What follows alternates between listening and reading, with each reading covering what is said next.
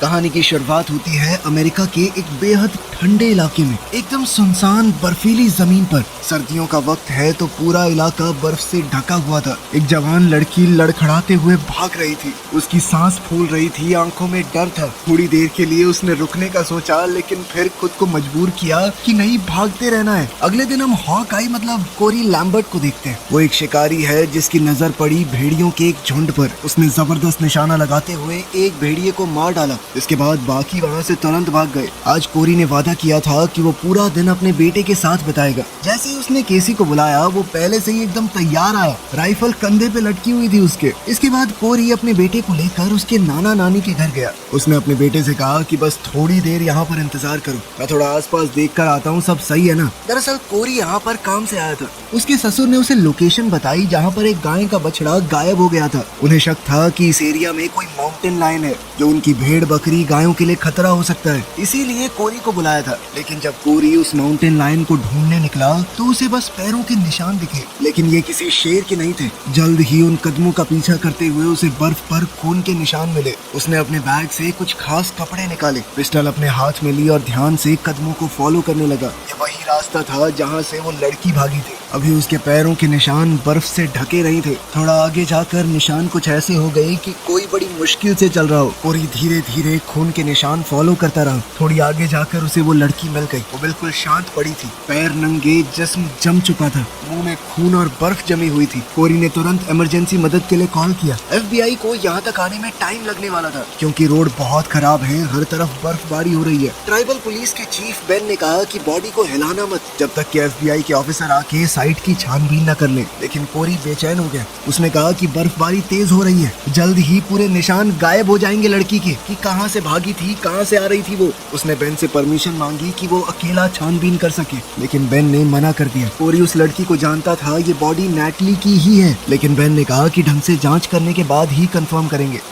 थोड़ी देर बाद एक गाड़ी वहाँ पर आई। कोरी उसके पास गया तो ड्राइवर सीट पर एक लड़की बैठी थी। उसने अपना नाम जेन बैनर बताया। वो यहाँ पर अकेली आई थी और ठंड के लिए तो बिल्कुल तैयार नहीं थी। उसने हल्के कपड़े पहने हुए थे, इस तरह से तो जम जाएगी। उसने बताया कि मुझे ट्रेनिंग के बीच में ही यहाँ पे भेज दिया गया। एक FBI एजेंट का ऐसे रेंटल वैन में यहाँ पर आना बेन को बहुत अजीब सा लगा। केसी की नानी ने जेन को पहनने के लिए कपड़े दिए। ये कपड़े असल में उनकी नातिन के थे। वो बहुत खुश नहीं थी जेन को ये कपड़े देकर। जेन जब बाहर आई तो उसे देखकर कोरी एक पल के लिए जमा रह गया। अपनी बेटी की पुरानी यादें उसे सताने लगी। अब तक हम इतना तो समझ चुके थे कि उसकी बेटी शायद अब इस दुनिया में नहीं है, बाकी हुआ क्या ये नहीं पता। फिर इसके बाद कोरी ने केसी से कहा कि मैं कुछ घंटों में वापस आ जाऊंगा। बर्फीला तूफान रुक गया था और अब साइट पर वापस जाने का वक्त था। कोरी और जेन वहाँ पर एक साथ गए। ट्राइबल पुलिस चीफ बेन दूसरी स्लेट पर वहाँ आया। ट्राइबल पुलिस ने पहले ही साइट को सिक्योर तो कर दिया था। तूफान रुक चुका है पर कभी भी दोबारा आ सकता है। बेन और कोरी अभी भी बहस कर रहे थे। कोरी बार बार बोल रहा था कि मैं जानता हूँ इस लड़की को, ये नैटली है। जेन ने बॉडी का पास से इंस्पेक्शन किया और कहा कि फोरेंसिक्स को बुलाना बहुत जरूरी है। कोरी ने बताया कि उस लड़की का घर यहाँ पास ही में था, पर किसी ने भी अब तक मिसिंग रिपोर्ट नहीं लिखवाई। सबसे अजीब बात ये थी कि ये लड़की इसी इलाके से है तो भी नंगे पैर क्यों निकली।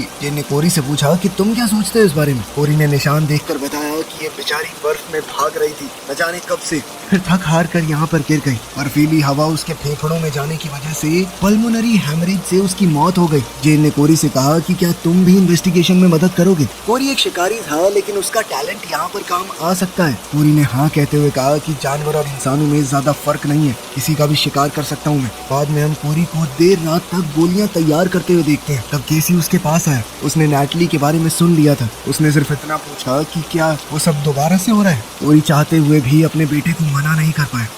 अगले दिन जेन को पता चला कि रिपोर्ट इसलिए नहीं लिखवाई गई क्योंकि नैटली अब अपने माँ बाप के साथ नहीं रहती थी। 18 साल की होते ही उसने अपने बॉयफ्रेंड के साथ रहना शुरू कर दिया था। मेडिकल एग्जामिनर ने बताया कि मरने से पहले नैटली के साथ जबरदस्ती हुई थी, लेकिन वो ये नहीं बता पाया कि हमलावर एक था या कई सारे। उसकी बॉडी पर कई कट्स भी थे। मौत का कारण बिल्कुल वही था जो कोरी ने बताया, पल्मोनरी हेमरेज। ये सब देखते हुए एग्जामिनर ने केस को मर्डर डिक्लेयर कर दिया। अब उन्हें ये पता लगाना था कि ये लड़की भाग कहाँ से रही थी, लेकिन उनके पास कोई भी सबूत नहीं है। जेन ने परेशान होकर कहा कि अगर मैंने ये रिपोर्ट अपने बॉस को भेजी तो वो मुझे वापस बुला लेंगे। मतलब सरकार की तरफ से फिर कोई मदद नहीं मिलने वाली। इसके बाद सबूत ढूंढने के लिए उन्होंने जल्दी से इंटेरोगेशन शुरू कर दी। सबसे पहले नैटली के पिता से बात हुई। वो जेन के सवालों से इरिटेट हो गया। उसने बताया कि मेरी बेटी अपने बॉयफ्रेंड के साथ रहती थी और हमें उसने कभी अपने बॉयफ्रेंड से मिलवाया ही नहीं। हम नहीं जानते उसकी पर्सनल लाइफ के बारे में कुछ। नैटली की माँ बेडरूम में थी। बेन ने जेन को सिग्नल दिया कि इन लोगों को अभी मत छेड़ो, ये परेशान है। लेकिन जेन फिर भी कमरे के अंदर चली गई। अंदर उसने नैटली की माँ को देखा जो बस रो रही थी। उसकी कमर पूरी तरह झुकी हुई थी, बिल्कुल खामोश बैठी थी वो।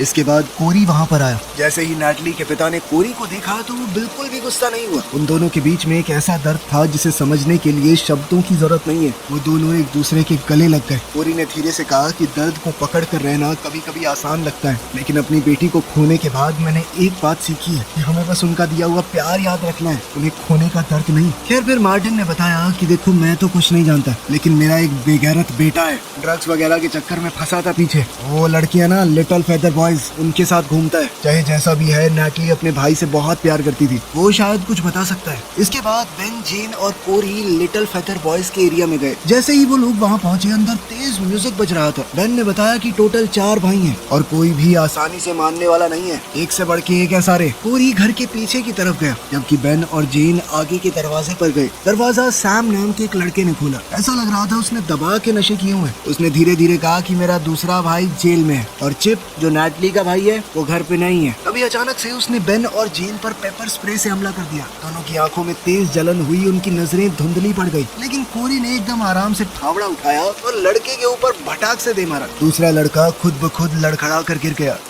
अब जेन बंदूक उठाकर अंदर घुसी। उसकी आंखों में अभी भी जलन हो रही थी, वो साफ नहीं देख पा रही थी। जैसे ही वो एक कोने में पहुंची, सैम ने तुरंत उस पर गोलियां चलाई। जेन ने भी तुरंत बचते हुए एक के बाद एक बहुत सारी गोलियां चलाई। सैम गिर पड़ा और जोर जोर से खांसने लगा। जेन ने अपने हाथ से उसकी बंदूक अलग कर दी और उसे गन पॉइंट पर रखा। तब बेन अंदर आया। उसने सैम की हालत देखी और कहा कि हमें यहाँ से निकलना चाहिए। जेन ने कहा कि एम्बुलेंस बुला लेते हैं, हो सकता है बच जाए। लेकिन तभी सैम ने अपनी आखिरी सांस ली। बेन सीधा बाहर निकला। जेन उसके पीछे चल दी। बाहर फ्रैंक और चिप पहले ही पकड़े जा चुके थे। जेन ने अब उनसे सवाल पूछने शुरू किए, लेकिन जैसे ही चिप को पता चला कि उसकी बहन मर गई है, वो पूरी तरह टूट गया। फिर एक जरूरी बात सामने आई। उसे पता था कि नैटली का बॉयफ्रेंड कौन है। जेन ने कहा कि चिप उन्हें उस बॉयफ्रेंड के पास ले जा सकता है, लेकिन कोरी ने मना कर दिया। उसने बर्फ में हाल ही में चली गाड़ी के निशान देखे। उसने दूरबीन से उन सभी निशानों को ध्यान से देखा। ये ट्रैक्स उसी पहाड़ की तरफ जा रहे थे जहाँ नैटली मिली थी। एक बात बहुत अजीब थी, ये ट्रैक्स ऊपर की तरफ गए लेकिन वापस नीचे नहीं आए। कोरी तुरंत समझ गया कि चिप कुछ तो जानता है। कोरी ने जेन से कहा कि बर्फ ने अभी भी नैटली की कहानी को संभाल कर रखा हुआ है, हमें जल्दी करनी होगी, वरना अगर एक तेज तूफान आ गया तो सब कुछ मिट जाएगा। पहाड़ी के पास पहुंचकर कोरी ने इंजन बंद किया। इन पेड़ों के बीच से उनकी स्लेज आगे नहीं बढ़ सकती। सब लोग पैदल चलने लगे, लेकिन ज्यादा दूर नहीं जाना पड़ा। निशान एक जगह रुक गए। वहाँ एक और डेड बॉडी मिली। बॉडी आधी बर्फ में दबी हुई थी। पंछियों ने उसे नोच दिया था और उसके शरीर पर खून लगा हुआ था। शाम तक पूरा एरिया पुलिस से भर गया। बेन ने कहा कि हम उस जगह की कैमरा रिकॉर्डिंग्स निकलवाएंगे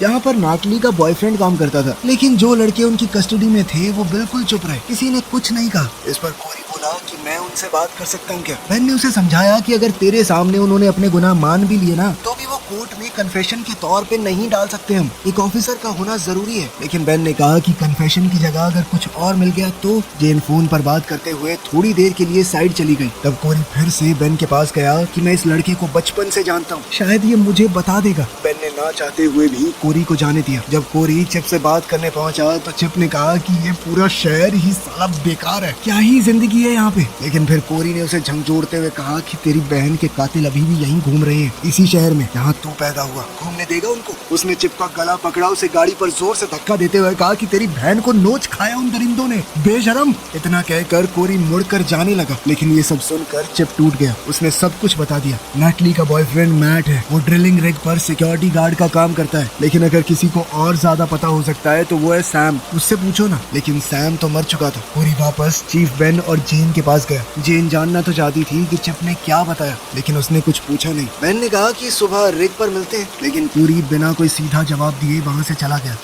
जल्द ही उस लाश की पहचान हो गई। वो नैटली का बॉयफ्रेंड मैट ही था। वो ड्रिलिंग स्टेशन पर काम करने वाला एक सिक्योरिटी स्टाफ मेंबर था। जेन जब ये खबर कोरी को देने उसके घर गई तो कोरी ने उसे अंदर बुलाया ताकि वो ठंड से बच सके। जेन घर के अंदर आई और जब कोरी पानी लेने गया तब उसकी नजर फैमिली फोटोज पर पड़ी। कोरी ने वापस आकर एक फोटो की तरफ इशारा करते हुए कहा कि मेरी बेटी का नाम एमिली था। ये सुनकर जेन ने दुख जताया। फिर कोरी ने अपनी बेटी एमिली के साथ हुआ पुराना दर्दनाक किस्सा बताया। उस वक्त कोरी एक दूसरे शहर में काम करता था। उस दिन कोरी अपनी पत्नी विल्मा के साथ एक छोटी सी ट्रिप पर निकल गया। घर पर 16 साल की एमिली और उसका छोटा भाई केसी अकेले रह गए। उस रात उनके घर में बिना बताए एक पार्टी हुई। सुबह नैटली का फोन आया और उसने बताया कि एमिली गायब हो गई है। बाद में एक चरवाहे को एमिली की लाश घर से 20 मील दूर मिली, लेकिन तब तक लोमड़ियों ने उसके शरीर को इतना खा लिया था कि ऑटोप्सी से भी कुछ पता नहीं चला। ये सब याद करके कोरी को बहुत दुख हो रहा था। उसकी आवाज में कपकपाहट थी। जेन समझ गई कि उसने कुछ ज्यादा पूछ लिया। अगली सुबह बेन कुछ यूनिफॉर्म वाले ऑफिसर्स को लेकर जेन के साथ मैट के स्टेशन की तरफ गया। कोरी एक अलग रूट से स्लेज का इस्तेमाल करते हुए निशानों को फॉलो करता हुआ आया। जेन ने नए ऑफिसर्स को सब कुछ समझाया। उनका काम है मैट के ट्रेलर की तलाशी लेना और देखना कि वहाँ कोई सुराग तो नहीं है जो नैटली के कत्ल का कनेक्शन दिखा सके। कोरी से भी कहा गया कि अगर कुछ मिले तो रेडियो से बता देना। बर्फ में कोरी आगे बढ़ता रहा। उसने जानवरों के पंजों के निशान फॉलो किए और एक मरी हुई जानवर की बॉडी तक पहुंच गए।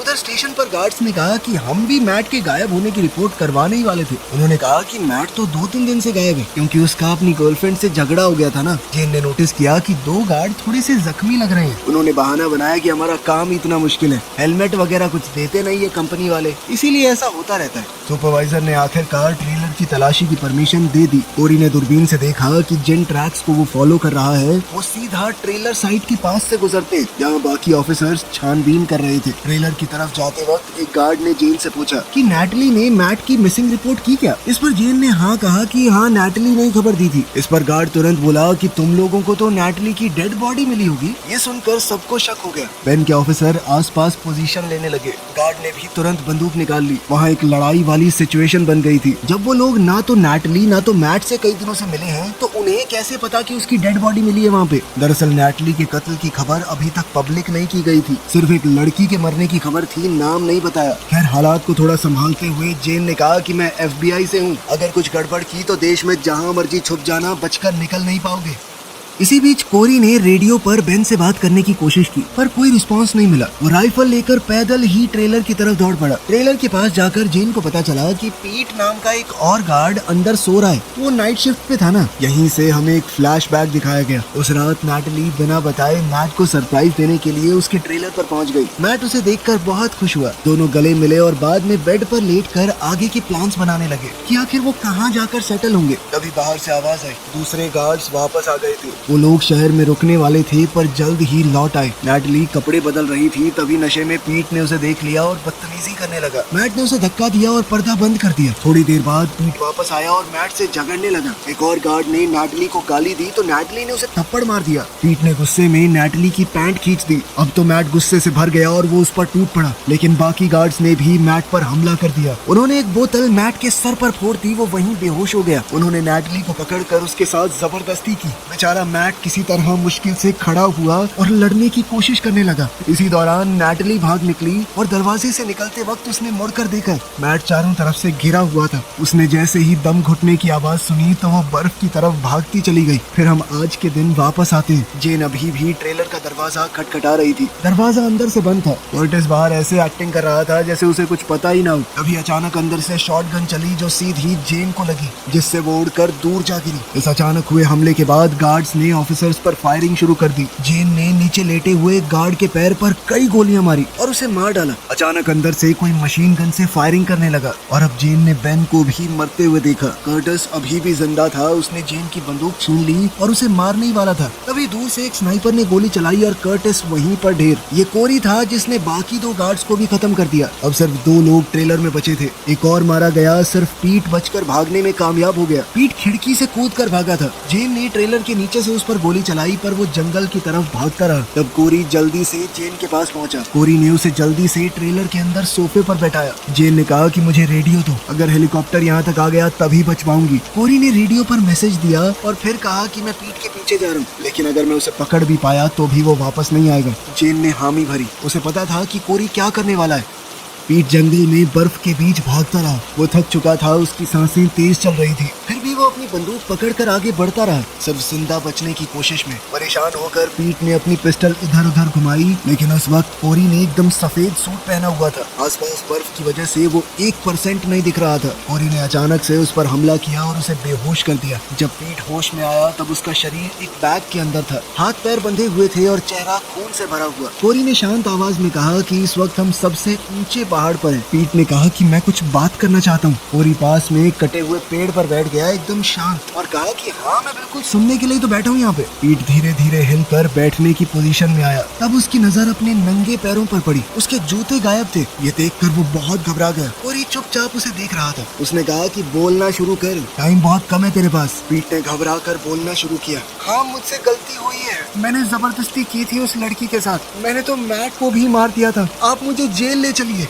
मैं अपने किए की सजा भुगतने के लिए तैयार हूँ। कोरी ने कहा कि यहाँ पर कोई कानून नहीं है, सिर्फ मैं हूँ। उसका कन्फेशन सुनने के बाद कोरी ने अपना ब्लेड निकाला और पीट के हाथ पैर जिस रस्सी से बंधे हुए थे उसे काट दिया। उसने सीधा कहा कि अगर तुम हाईवे तक पहुँच गए तो आजाद हो जाओगे। यही चांस नैटली को मिला था। वो बेचारी तुम दरिंदों से बचकर 6 मील तक नंगे पैर बर्फ में भागती रही। अब तेरी बारी है कुत्ते। पीट अभी भी हालात को समझ नहीं पा रहा था। पीट को अभी भी लग रहा था कि ये मुझे जेल ले जाएगा। तभी कोरी ने बिल्कुल उसके कान के पास राइफल रख के चला दी। बंदूक की आवाज से घबरा कर पीट पागलों की तरह भागने लगा। रास्ता उसका साथ नहीं दे रहा था। पहाड़ थे, ढलान थी, गहरी बर्फ थी। वो कभी गिरता, कभी हाथों पर चलने लगता। बिल्कुल एक जानवर की तरह भागता रहा। वो दूर खड़ा कोरी उसे बस देख रहा था। थोड़ी देर बाद पीट के फेफड़ों ने उसका साथ छोड़ दिया। वो बर्फ पर पीठ के बल गिर पड़ा, सांस के लिए लड़ता रहा और फिर धीरे धीरे तड़प तड़प कर मरा। कोरी को तो एक भी गोली चलाने की जरूरत नहीं पड़ी। बाद में कोरी हॉस्पिटल गया जेन से मिलने। जेन अभी भी जिंदा थी, थोड़ी कमजोर लग रही थी पर पूरी तरह ठीक हो जाएगी। कोरी ने एक छोटा सा मजाक किया तो वो हंस पड़ी। कोरी उसके लिए एक स्टफ टॉय भी लेकर आया था। इसके बाद जेन ने भावुक होकर कहा कि मेरे दिमाग में एक ही बात चल रही है, वो बेचारी 6 मील तक नंगे पांव कैसे भागी होगी, इतनी ठंड में किस हालत से गुजरी होगी वो। इस पर कोरी ने सिर्फ इतना कहा कि उसे भगाने वालों को भी भगा कर आया हूँ मैं। बाद में कोरी ने नैटली के पिता को भी जाकर ये पूरी बात बताई और सलाह दी कि अपने बेटे से इतना दूर मत हो जाओ, उसे जरूरत है अभी तुम्हारी। उम्मीद है इन लोगों की जिंदगी में आगे सब कुछ बेहतर ही होगा। तो आपके हिसाब से कोरी ने कानून हाथ में लेकर सही किया या गलत, कमेंट्स में जरूर बताना। मिलते हैं अगली